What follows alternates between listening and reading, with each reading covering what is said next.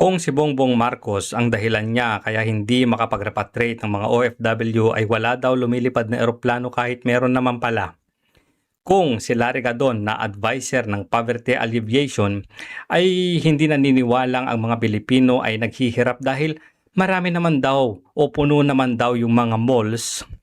Si Claire Castro naman na undersecretary ng PCO ni Ngagba ay hindi naniniwalang may mga saksakan dahil wala naman daw siyang nakikitang saksakan kapag lumalabas siya ng bahay. Ito naman, Secretary ni Ngagba ng Department of Energy ay meron naman palang makapagkukuhanan ng mas mura na langis. Pero alam niyo kung anong dahilan niya? Wala daw barko. Anak ng tinaba naman, oo. Gobyernong bangag nga ni. Saan mo ba yan nakita, Gosep?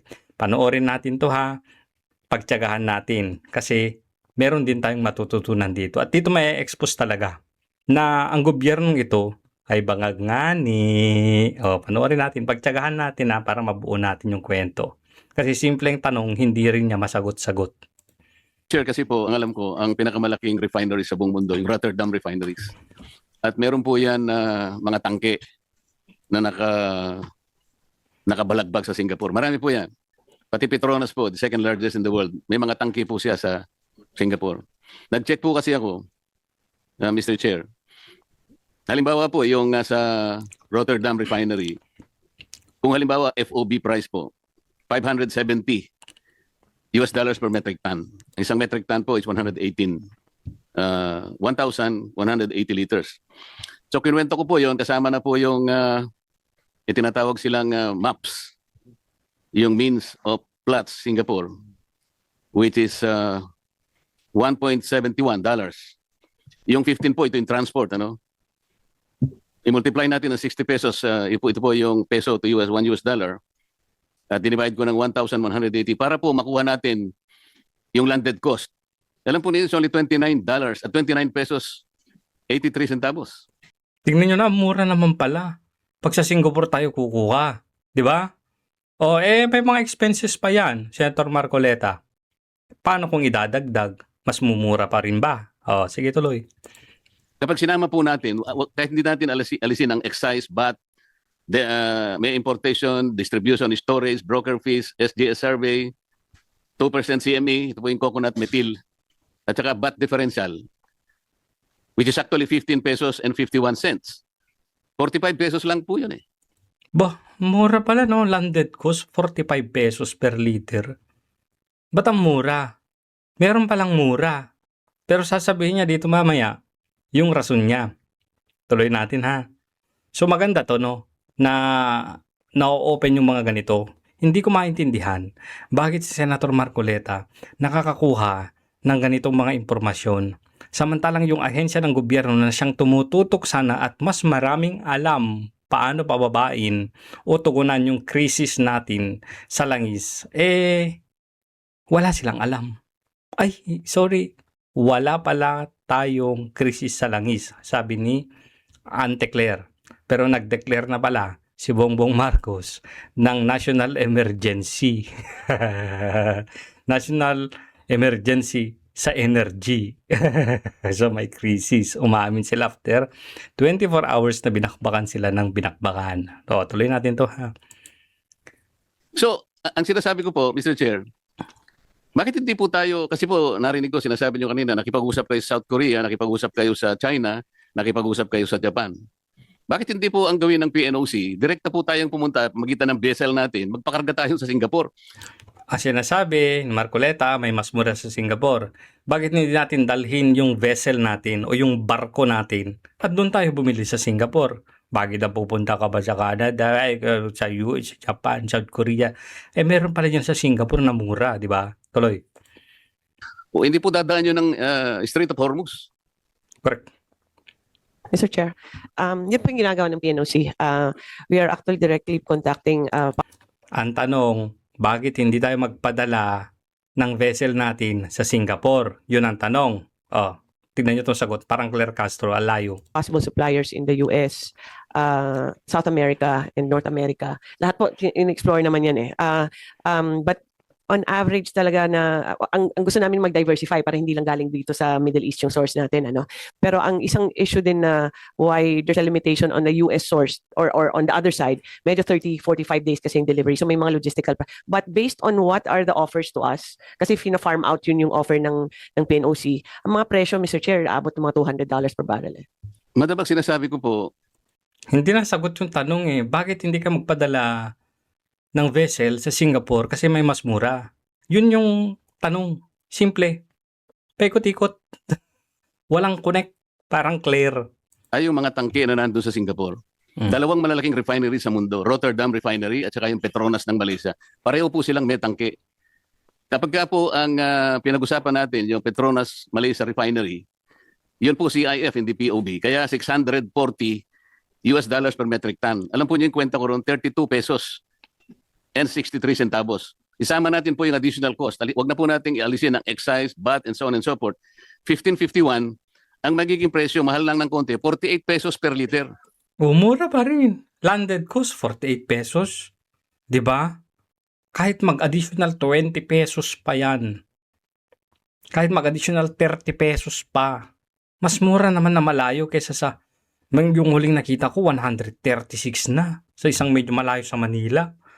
Ang diesel, grabe. So may mura pala. Ano ba? Anong ginagawa ninyo diyan sa Department of Energy? Namumulitika ka, sabi ni Loren. Tuloy. Anyway, sabi ni Senator Marcoleta, kahit pala tanggalin natin hindi natin tanggalin yung VAT, hindi natin tanggalin yung excise, mas mura pa rin.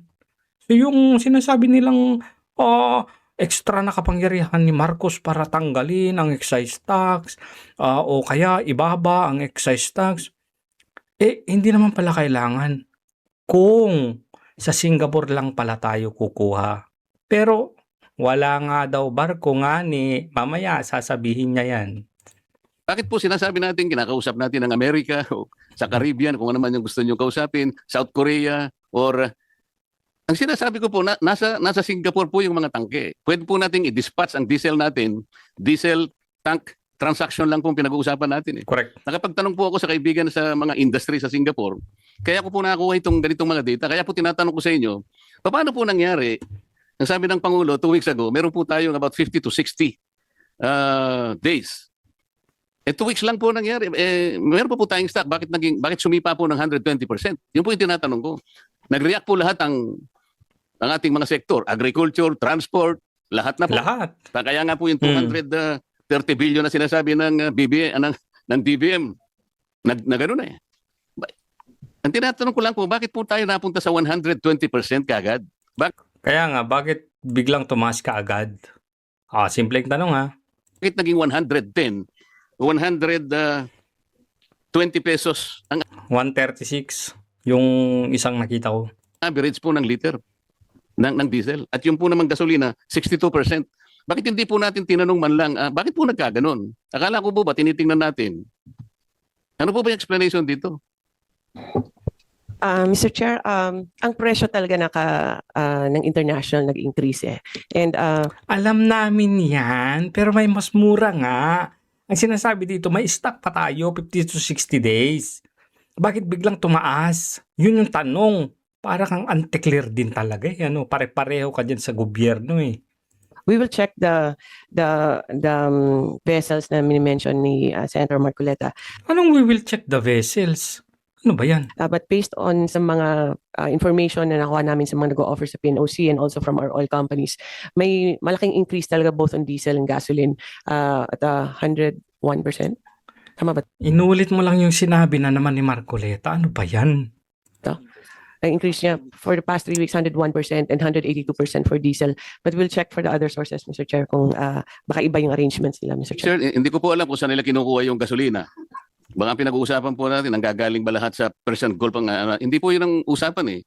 Kahit na isara po yung Strait of Hormuz, ang pinag-uusapan is Persian Gulf. Sabi nga nila 20% ang apektado. Paano po yung Suez Canal? Bukas naman po yun. Pero wag na po natin pag-usapan. Yun. Ang sinasabi ko po ay yung mga tangke na nakapondo sa Singapore. Napakarami po niyan. Petronas Refinery at saka yung pong Rotterdam Refinery. Bakit wala mo pong makapag-explika sa DOE? Bakit hindi po tayo doon dumiretso? Kaya nga, Ang sinasabi ni Marco, ang gusto Marcoleta dito, barko natin, bili tayo. Direkta dun sa tangke mismo ha, sa tangke. Parang rekta ka talaga dun sa ano eh. Doon talaga sa seller. Rekta ka dun talaga eh. Mm. Mr. Chair, ang Singapore kasi trading yan eh. And then those Alam namin na trading yan. Pero ang sinasabi ni Senator Marcoleta, wag ka na makipag-trade doon sa mga trading companies. Rumekta ka doon sa tangke. mga nakalutang lang ng mga barko dyan, yun po yung mga binibenta ng mga traders tsaka yung mga refineries po. So, Kaya nga magpadala ka na ng barko doon. Ikaw mismo ang bumili. Huwag ka nang pumunta sa traders. Ano ba yan? so ganun po yung presyo pa rin na offer po sa amin ng mga traders. We've talked to several already international traders na dumadaan ng Singapore. And same pa rin yung presyo na binibigay sa amin. But we'll recheck, Mr. Chair. Ito wala pang ang sinasabi niya, we will recheck. Same presyo yung binibigay. So, tignan natin mamaya. I am sorry, Mr. Chair, pero yung mga data nasa akin po eh. Patay ka Kasi ngayon. check ko lang po kagabi. Sa totoo lang. Patay ka ngayon. Kagabi po ay 495 pa nga po eh. Mas mura pa. Per metric ton. Idagdag po natin ang shipping na $15. Dollars. At saka yung 1.71. Ito nga po yung yung gross margin po eh. 8 pesos and 46 centavos. May margin pa nga po eh. Kita mo na. Dito po sa Rotterdam Refinery, ang margin is 4 pesos and 64 cents. Pagka sa Petronas naman po, ayun, halos may konti pa rin kita. 1 peso and 85 cents. Pero nakakapagtaka, bakit po sumipa ng 110 to 130 pesos per liter? Binalik na naman niya yung tanong ha. Yan yung tanong na kanina. Bakit biglang sumipa? Mayroon pa naman tayong pondo. Tuloy, sagot! Bibigay ko po sa inyo yung data na nakuha ko. Nagtanong lang po ako sa mga kaibigan sa industry sa Singapore. Kabisado po nila ito eh. Bibigyan ko po kayo ng isang... ang tinatanong ko po, bakit nagsimula tayo na tinanggap natin kagad 110 pesos to 130 pesos na po ngayon ng ang average nga 120 pesos na ang diesel, tinanggap na lang natin ang ganun. Inulit na What naman niya yung happened? tanong ha. Wala po bang, halimbawa, Secretary Balisacan, wala po ba tayong kakilala, halimbawa, mga industries sa Singapore? Nandun po lahat yung kanilang mga tangke. Hindi kahit wala silang kakilala, trabaho nila yan eh. May pondo nga. Ikaw nga na kaibigan mo lang yung tinanong mo. Nakakuha ka ng data. Yan pa yung mga yan na binabayaran natin, pinupunduhan natin para pag-aralan yung mga yan. Gawin nila yung trabaho nila pero hindi nila magawa. Anong ginagawa nyo dyan? Nagpapalaki ng itlog. Ano? Ha? Grabe naman yan. Pwede po nating makita, kahit kayo po, tanong Wala palang itlog si Sharon. Sorry. ninyo kung magkano ngayon. Nahawak ko po yung mga data eh. 29 pesos and 83 cents. Rotterdam Refinery tanks based in Singapore. Petronas 32 pesos and 63 centavos. May kita pa po eh.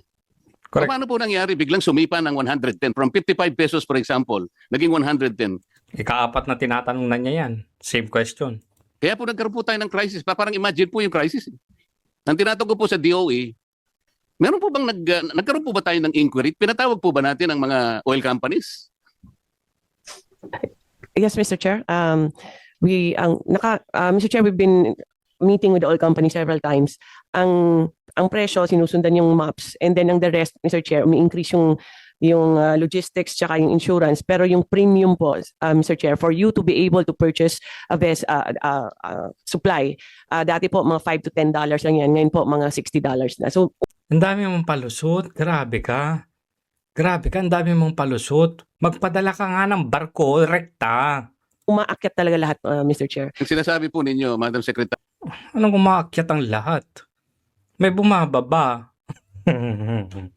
Mr. Chair, ayun pong panganib na dadaan po kayo sa Strait of Hormuz. Ang pupuntahan po natin Singapore, ang layo naman po sa Correct. Strait of Hormuz noon eh. Nagkakaintindihan po ba tayo? Yes, Mr. Chair. No, it's not a straight Hormuz na we are just getting products also from Singapore. Kumukuha naman pala ng product sa Singapore. Mas mura doon. Ano ngayon yung dahilan ninyo? Meron tayong supply 50 to 60 days, sinasabi ninyo. Kumukuha pala kayo sa Singapore. Mas mura. Or Hindi nyo alam yung technique. Sa traders kayo bumibili at hindi kayo rumirekta mismo doon sa mismong nagbebenta. in all Southeast Asian countries, Mr. Chair. Wala pa rin siyang sagot doon sa bakit sumipa, no? Nang biglang 110, 120, 136. Mr. Chair, ang aking gustong i-discuss, at alam ko ito po ang naiintindihan naman ng DOE.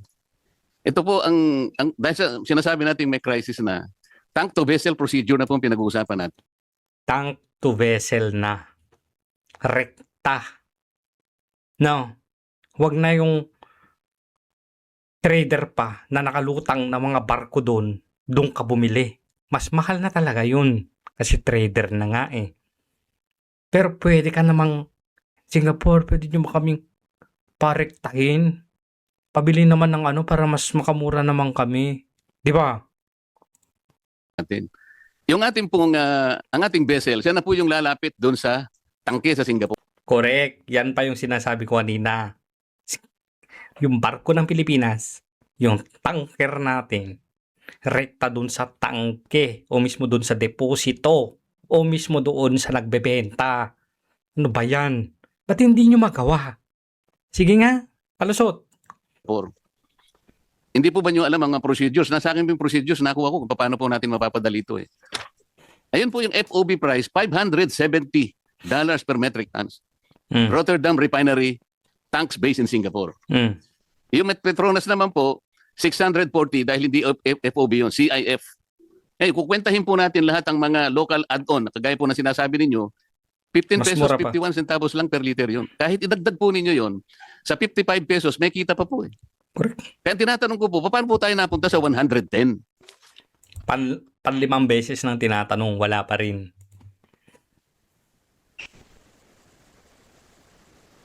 Huy, sagot. Mr. Chair, we will recheck the data and will if we can get the data from the good senator also. But ang lahat po na orders, halos marami po na orders, gumagaling talaga ng Singapore kasi yun isa sa mga pinakamalaking trading company. Yun naman pala, alam pala nila. Ano bang problema?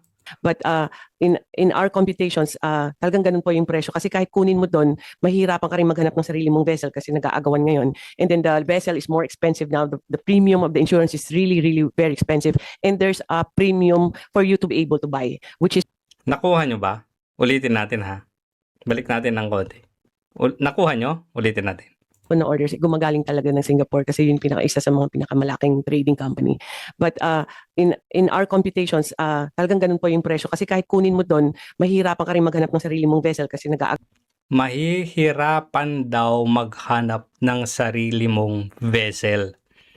In short, walang barko. Ano ba naman yan? Sa dinami-dami ng palusot mo, sa dinami-dami ng presentasyon nyo dyan, ang problema lang pala, mahirap makahanap ng sariling vessel o barko. Papunta sa Singapore na may mura, mahirap, walang barko, walang vessel, pare-pareho kayo. Yung mga palusot ninyo ang bababaw. 8 oras kayo dyan na nag-hearing. Ang problema mo lang pala, barko. Mahirap maghanap ng sariling vessel o barko. Ano ba naman kasi ang aasahan natin sa gobyernong ito? Ang gobyernong ito ay bangag nga ne.